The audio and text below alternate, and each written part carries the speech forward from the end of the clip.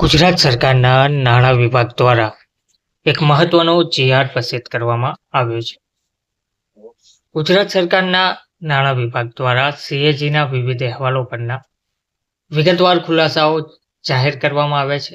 હિસાબ સમિતિ સમક્ષ નિયત સમય મર્યાદામાં રજૂ કરવા બાબત પણ આ પરિપત્રે જાહેર કરાયું છે. નમસ્કાર મિત્રો, સ્વાગત છે તમારું અમારી યુટ્યુબ ચેનલમાં.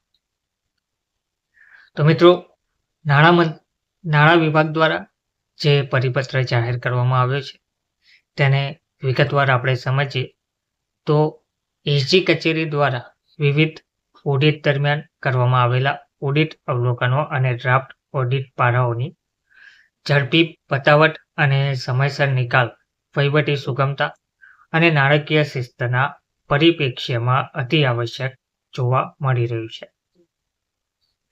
તો ઓડિટ અહેવાલોમાં સમાવિષ્ટ પારાઓના વિગતવાર ખુલાસાઓ જાહેર હિસાબ સમિતિને સમયસર અને નિયમો અનુસાર મોકલી આપવાના રહે છે. ઓડિટની બાબતોને અસરકારક રીતે હાથ ધરવા માટે નાણાં વિભાગ તરફથી સમયાંતરે જરૂરી સૂચનાઓ પણ બહાર પાડવામાં આવેલ છે. તાજેતરમાં ગુજરાત વિધાનસભાની જાહેર હિસાબ સમિતિની બેઠકમાં સમિતિ દ્વારા અપાયેલા સૂચના મુજબ સીએજીના ઓડિટ અહેવાલો પરના વિગતવાર ખુલાસાઓ તથા તે પરના એજી કચેરીના રિમાર્ક્સ પરના જવાબો સમયસર એજી કચેરીને ના મોકલવાના કારણે પણ ઓડિટ પેરા ઉદ્ભવ્યા હોય તેવી પરિસ્થિતિ બન્યાનું ધ્યાન ઉપર આવેલ છે. આ બાબતની ગંભીરતા ધ્યાને લઈ નીચે મુજબની સૂચના પરિપત્રિત કરવામાં આવે છે.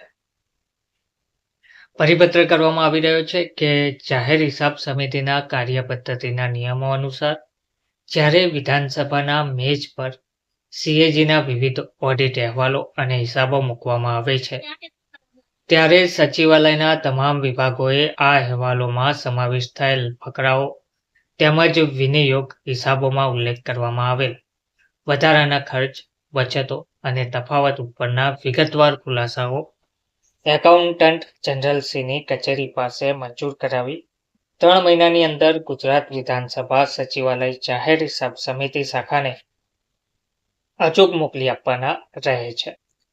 વધુમાં સચિવાલયના વિભાગોએ પણ સુનિશ્ચિત કરવાનું રહે છે કે વિગતવાર ખુલાસાઓમાં સંબંધિત અહેવાલોમાં દર્શાવવામાં આવેલ અનિયમિતતા ભવિષ્યમાં ના બનવા પામે અને તેના માટે જરૂરી તમામ પગલાઓ ભરવામાં આવેલ છે કે કેમ. તો જાહેર હિસાબ સમિતિને રજૂ કરવામાં આવતી વિગતો વિભાગના વડા કક્ષાએથી મંજૂર થયેલ હોવી જરૂરી છે.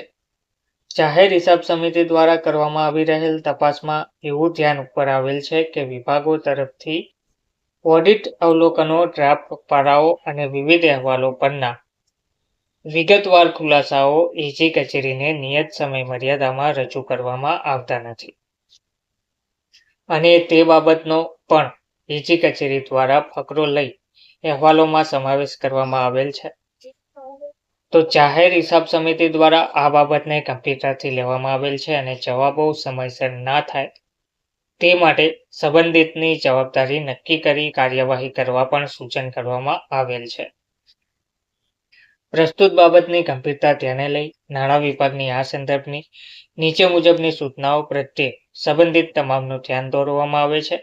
સંદર્ભ 1 દર્શિત પરિપત્ર ક્રમાંક અંદર 1085-1058 તારીખ 12/3/1992 થી ઓડિટ વાંધાઓના ઝડપી નિકાલ અંગે માર્ગદર્શક સૂચનાઓની પુસ્તિકા બહાર પાડવામાં આવેલ છે. સંદર્ભ 2 માં સંદર્ભ 3 દર્શિત પરિપત્ર ક્રમાંક થી ઓડિટની બાબતોને અસરકારક રીતે હાથ ધરવાની સંકલિત સૂચનાઓ બહાર પાડવામાં આવેલ છે અને સંદર્ભ 4 દર્શિત પરિપત્ર ક્રમાંક 10-20-13-14 તારીખ 18/12/19 થી વિભાગો દ્વારા ઓડિટ કમિટીની બેઠકો સમયાંતરે યોજવા સૂચનાઓ આપવામાં આવેલ છે. તેમજ સંદર્ભ 5 દર્શિત ઠરાવ ક્રમાંક તારીખ 23/12/2019 થી મોટી અનિયમિતતાઓ સંદર્ભ જરૂરી કાર્યવાહી હાથ ધરવાની સૂચનાઓ પ્રસિદ્ધ કરવામાં આવેલ છે.